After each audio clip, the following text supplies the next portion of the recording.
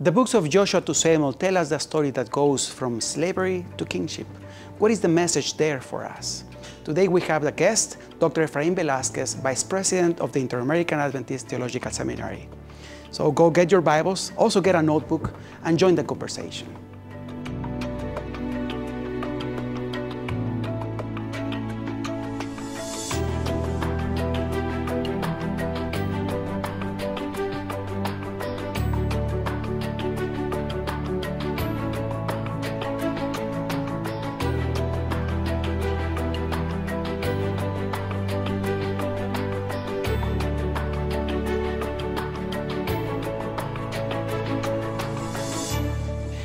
Efraín, we are very glad that you're here. I'm thrilled to be here. This opportunity of studying the Bible deeper with our viewers. Well, this time we're going to talk about the historical books. In fact, we have two programs about the historical books.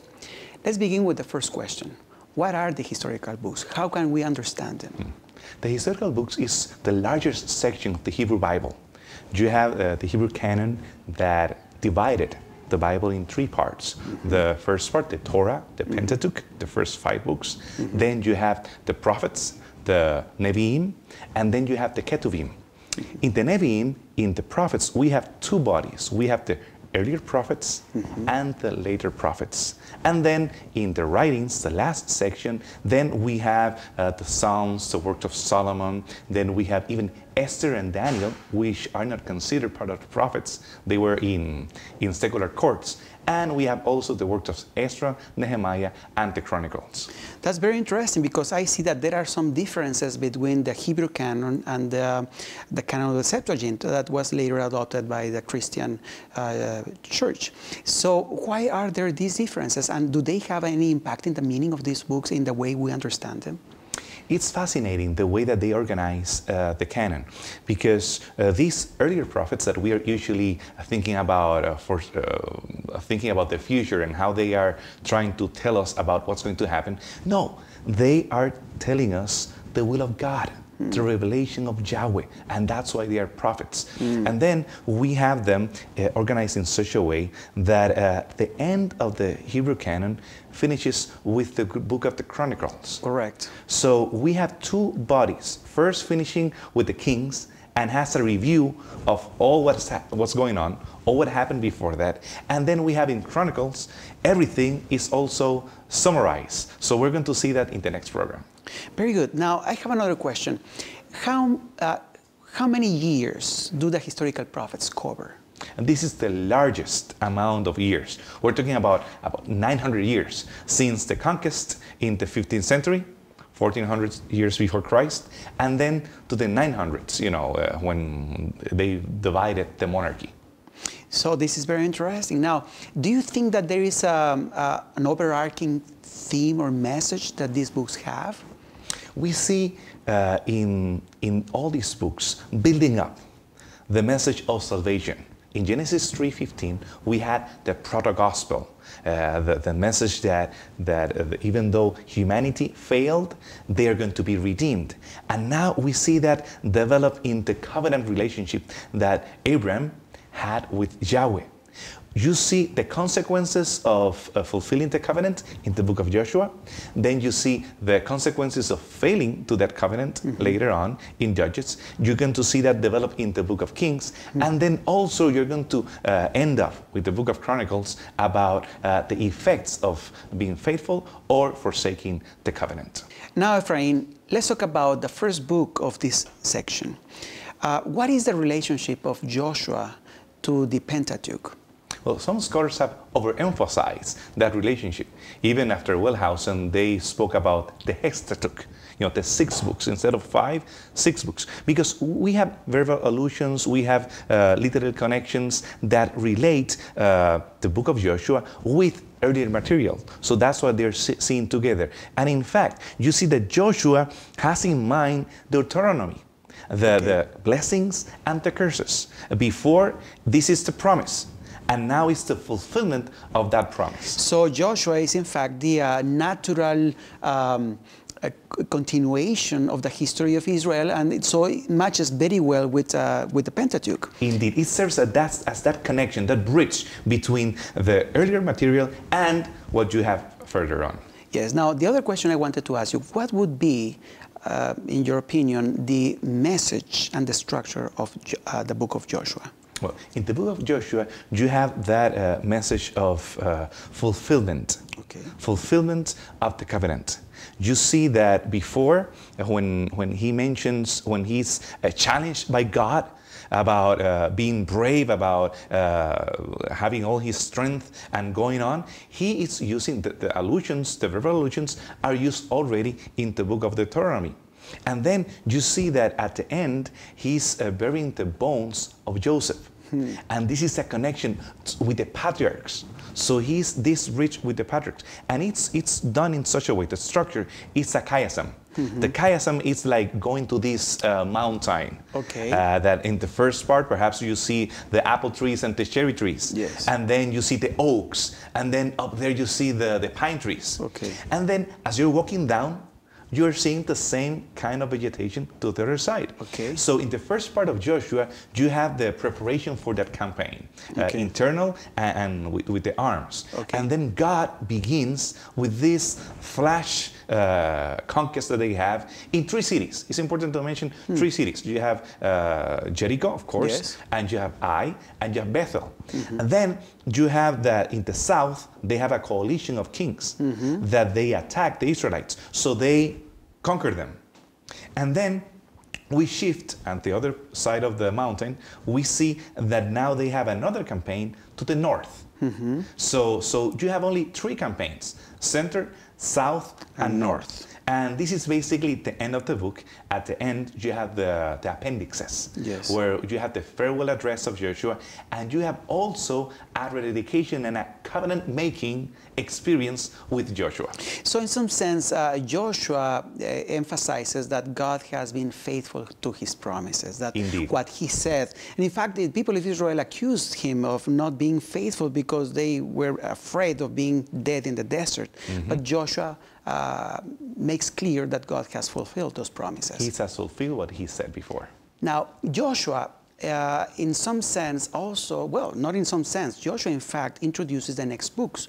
What is the relationship of Joshua, for example, to the book of Judges? Well, many times people have not recognized that. They think that Joshua has this triumphalistic reading because they cherry pick the Bible, and they are literalistic in many senses with the conquest, with the hordes of Israelites burning cities and so on. That's not what we see there. In fact, at the center of the chiasm, you have Joshua in chapter 13. You have him stating, actually God is saying to Joshua, you're old, and still there's a lot of land who has not been conquered. So you're going to see that he's putting the seeds of what's going to happen in the book of the Judges. And there are verbal allusions and thematic connections that you're going to have with Joshua and the further book of Judges.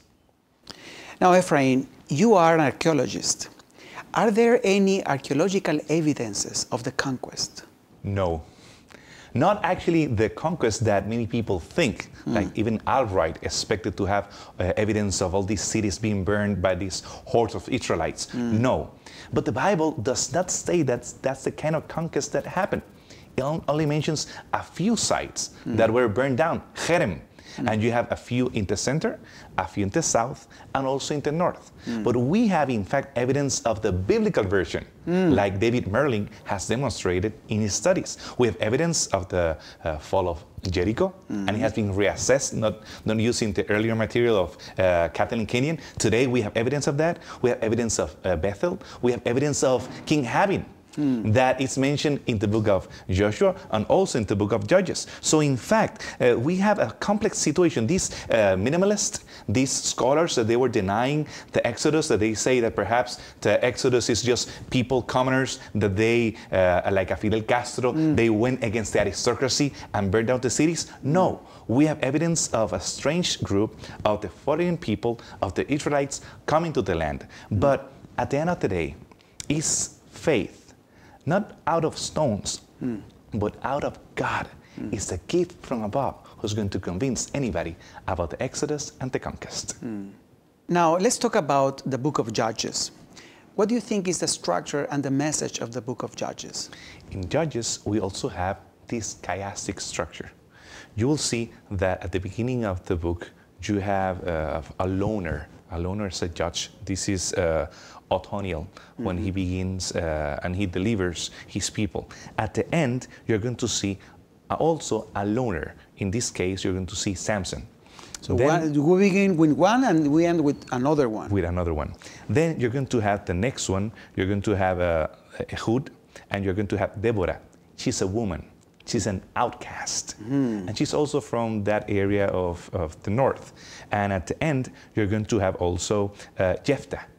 Jephthah is also an outcast, and he's from the Ephraimite tribes. The north, which is the north. Which is the north. Then at the center, you're going to have the best of the judges, the most faithful. That'll be Gideon. Even though he had failures, but he's the best among what we had.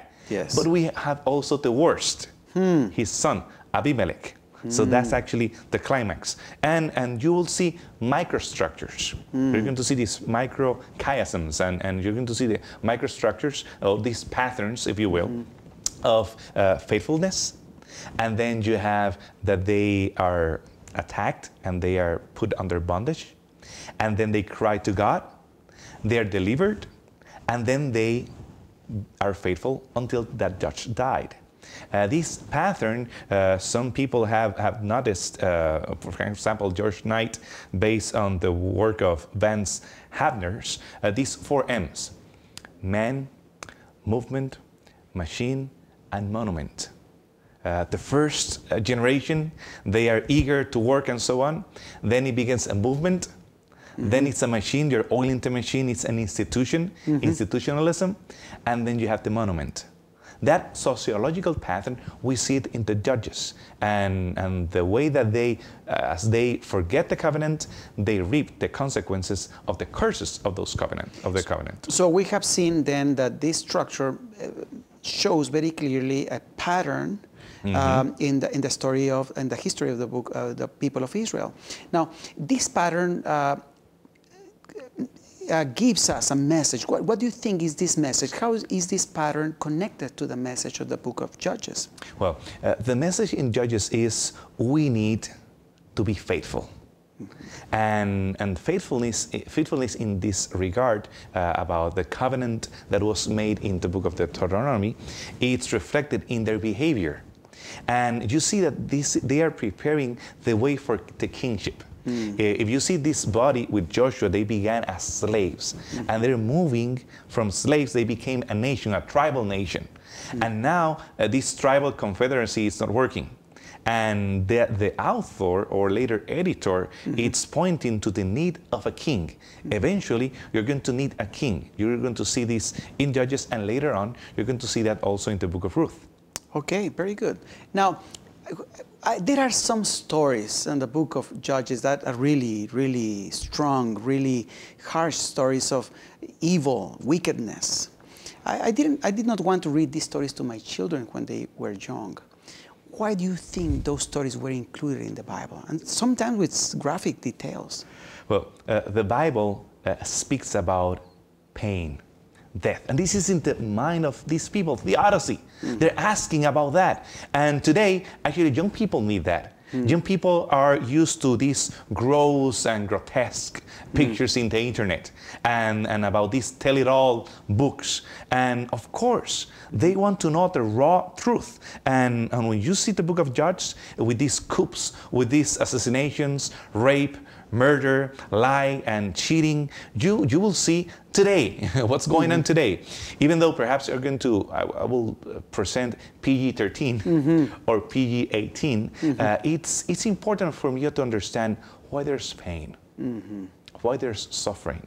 And God is trying to reveal His character, even though in a tainted relationship that He has with the people of Israel, because they were not faithful to that covenant that He made with them.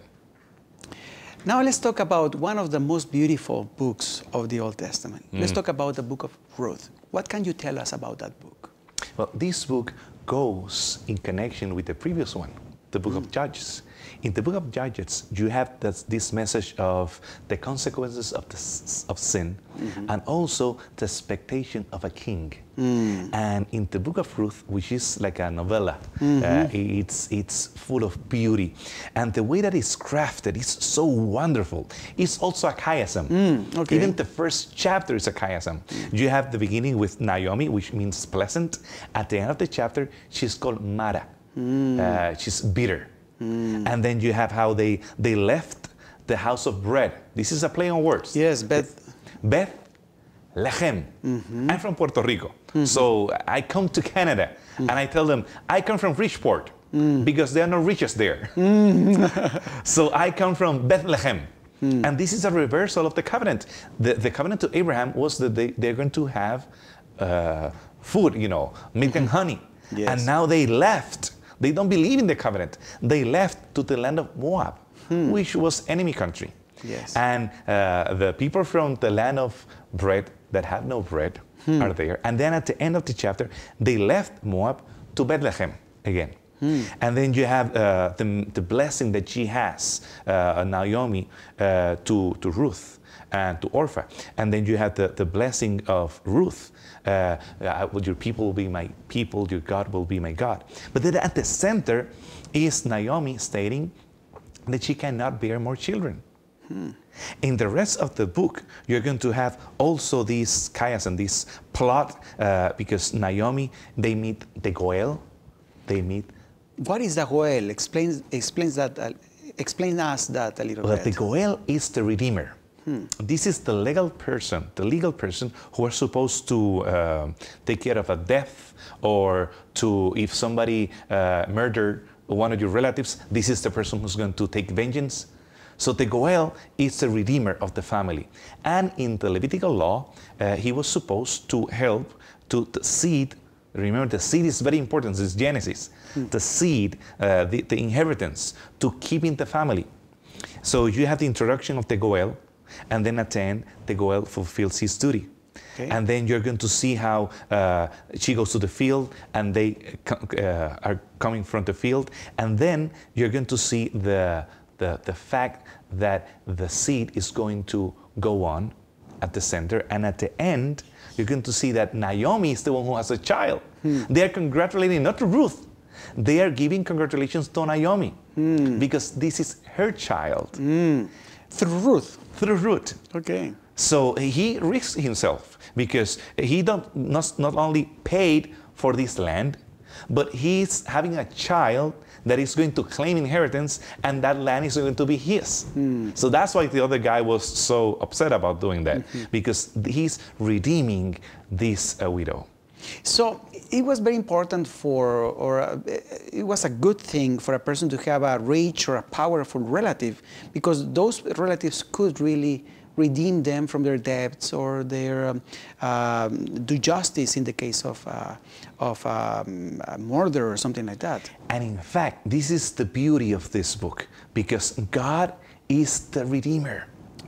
In the midst of all these problems, of all this situation, and the promise is kept. This promise from the beginning, this proto-gospel, is kept. And now he's fulfilling the blessings. This is a reversal. The blessings of the covenant when they obey his word. It's very interesting because Ruth is happening exactly in the time of the Judges, right?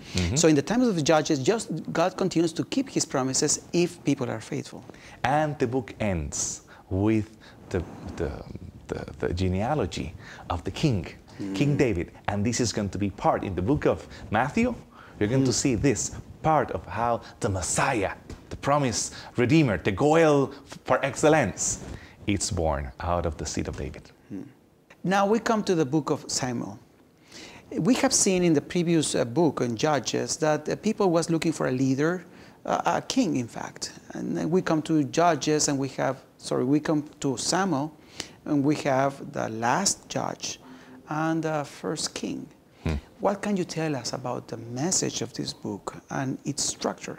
So we have another threshold moment. You have this transition from the tribal federation to the kingship. And a superficial reader one that goes at 10,000 meters above the surface. He will say, oh, perhaps the kingship was a bad idea. And in fact, Samuel was upset about it. Yeah. He thought that they were rejecting him. And the Lord stated that they are in fact rejecting God himself. And even the people in 1 Samuel 12, they recognize in verse 19 that it was a mistake to ask for a king. And the idea of God was not to have an aristocracy and this royalty and so on. However, it was not neither his idea to have a group of priests. He wanted everybody to be king or priest. But he foresaw the need of those institutions, the institution of the priesthood and the institution of the monarchy. And we see that clearly in the covenant with Abraham. In that covenant, there's a promise about the kings that will come out of his seed. Yes. Also in the farewell address of Moses, you have also the mention of kings. So it's part of God's plan. The problem was not the monarchy, was the motives and the timing when they were asking for a king. Out of this chaos and these circumstances, and they were looking for a king after their own heart. And then God has to choose a king after his own heart. This is God's plan for redeeming humanity. And again, that theme about salvation and redemption and the proto-gospel that we saw in the book of Genesis. So the book of Samuel brings to the extreme the consequences of not having a king or not having God as the ruler and failing to the covenant. And the Tribal Federation has this transition to now having a monarchy, a structure, and a new covenant, this Davidic covenant, that is going to be fulfilled with his own seed. Now, we have seen then that this kingship was anticipated by God. Now, what do you think is the main message of the book? What is the book trying to tell us? Well, the book is telling us that if the people of Israel, they're faithful to God, as they promised, they have made this alliance with God, they're going to be blessed. The consequences of being faithful to the covenant. And now it's in a crescendo. You have this covenant that was made with Abraham, and then you have this covenant in Sinai, and you have in Joshua also that covenant-making relationship. And now in Samuel, we have also this covenant experience with the house of David. In all these stories about how this underdog gets to have power and influence among all these dispersed tribes that they were not able to get along, we see the fruits and we see the fulfillment of the Deuteronomical blessings now in the house of David. Now tell me why a covenant is so important. You have mentioned covenant several times.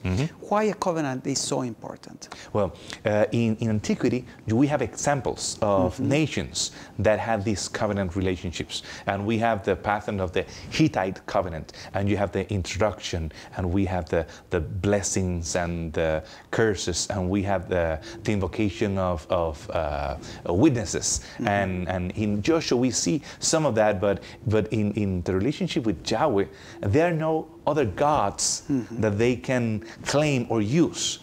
God is enough. And it's wonderful that even though we see that it's in a suzerain-vassal relationship, God gets in this one-to-one, if you will, relationship with his people. And he promises that as long as they keep that loving relationship, they are going to be blessed, and he's going to fulfill his promises on them. Efraín, David is the most celebrated figure in the book of Samuel. Did he really exist? Do we have evidence about his rule and kingdom? Why you ask me that? What's important? You know, why spoil the story? It's just a wonderful story of this little guy facing the big guy. You have the story of Bathsheba. You have the story of he running around. Why burden this story with historical facts? Well, the fact is, I want to know if the story is true, if it is not only a tall tale. Well, many scholars today, so-called minimalist, they consider that David's story was just a story, like the mythical King Arthur, and there's no evidence. Actually, they make fun about the people who believe that David was in fact a historical figure, or that he had all this empire that we see described in the Bible. However, it's fascinating how the Bible describes history. Because in ancient Near Eastern history, we have stelas, we have pieces of stone. Monuments with records, and we have annals of kings that they only record the good stuff. Whatever happens, their victories, and they sanitize history, and it's always the gods helping them and so on. But in the Bible, we see that David is presented as somebody who failed, and failed many times. Historiography in the Bible is different from the other people. And for Yahweh, it's important to have the facts, the accuracy of the report, the storyline, and the perspective of the author, that will be the plot line. It must be real to be valid. The story is the plot line, and that is the theology that we have. So it's important, instead of having a cyclical understanding of history, as even in the book of Judges, it's not cyclical, it's linear, it's pointing to something. And you see evidence today. We have evidence of him mentioned in the Mesha Stela. We have evidence of him in the Teldan Stela. We have even Michael Hassel finding monumental structures from the time of David. So in fact, yes, we have evidence of King David.